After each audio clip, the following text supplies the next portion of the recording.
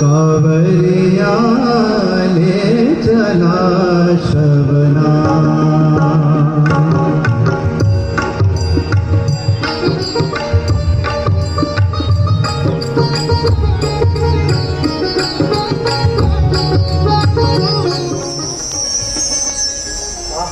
महाराज ने कितना सत्य कहा है।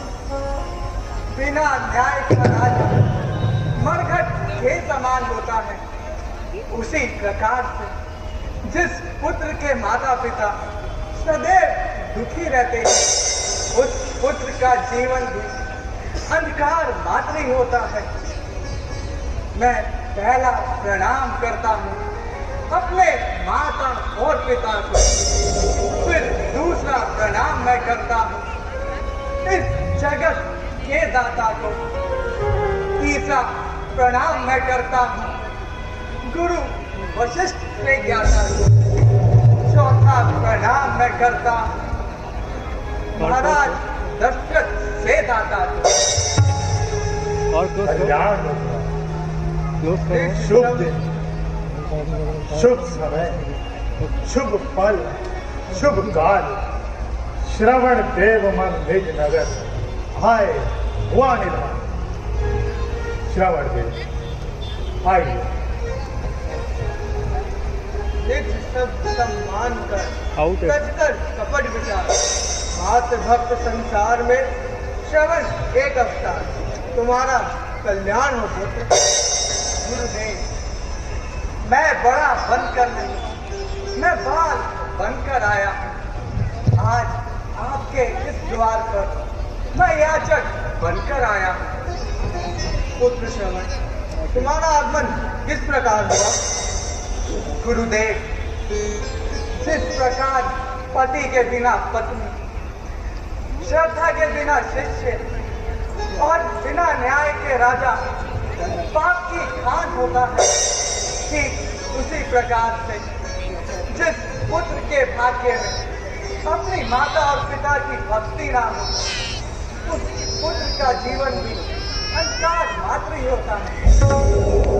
गुरुदेव, आप तो सब जानते हैं कि मेरे माता और पिता के जीवन में सदैव का अंधापन है। गुरुदेव, मिटे जीवन मेरा और उनकी आत्मा में बलाए, न्यौछावर हो जाऊं मैं यदि उनका हो कोई उपाय। पुत्र श्रवण, सदैव का अंधापन है। गुरुदेव, मुझे शीघ्र उसका कारण बताएं। पुत्र, जब तुम्हारे माता पिता को काफी समय तक संतान प्राप्ति नहीं हुई तो उन्होंने ब्रह्मा जी का कठिन तप किया। ब्रह्मा जी ने उनके तप से प्रसन्न होकर उन्हें बताया कि उनके जीवन में पुत्र प्राप्ति नहीं है, लेकिन यदि वे पुत्र चाहते हैं तो उन्हें अपनी आंखें त्यागनी होगी। और उन्होंने अपनी आंखें त्याग कर तुम्हें चुना पुत्र।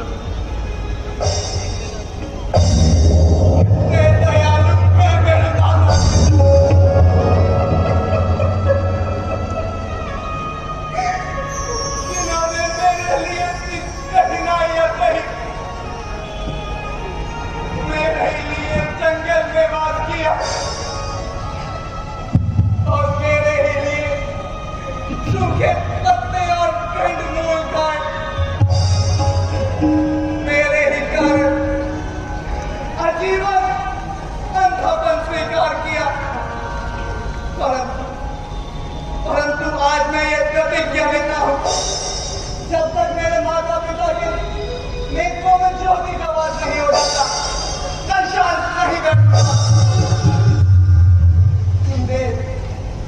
अपनी चिंता कुछ नहीं, चिंता है उनके काम की, जिस तरह भी बन सके थोड़े सूरत आराम। ठीक है, यह भी कोई उपाय नहीं।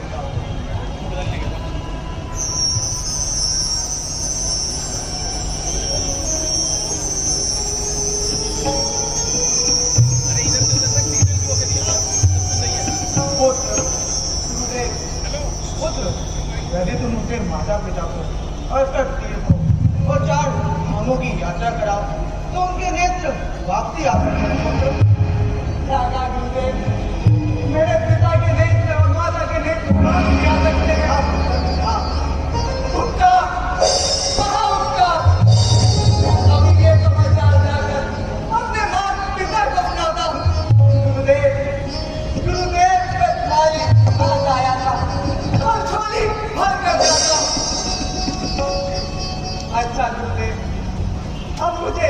आज्ञा दे।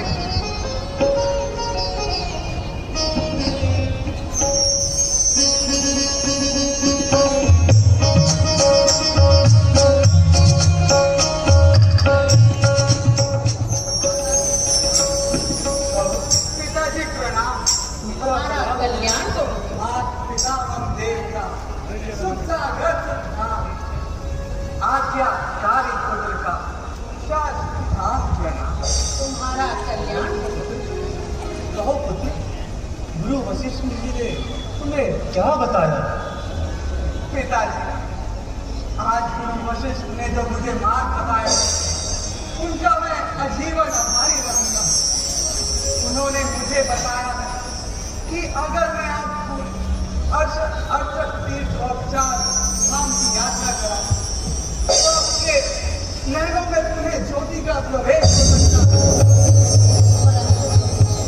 हम दोनों तो नेत्र हैं।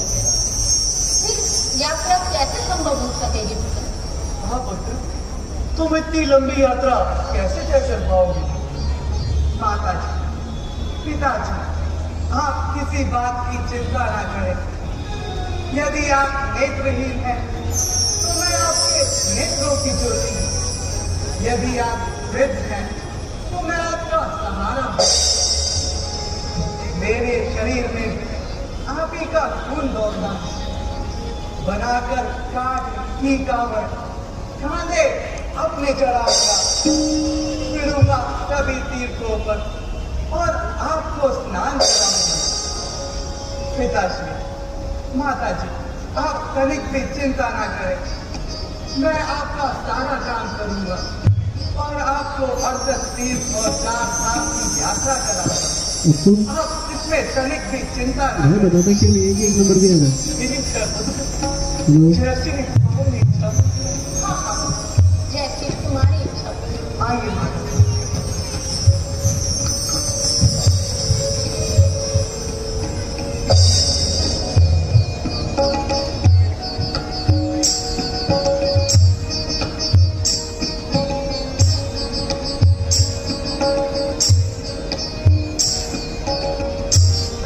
और श्रवण कुमार अपने माता पिताओं को 4 धाम की यात्राओं के लिए ले जाता है।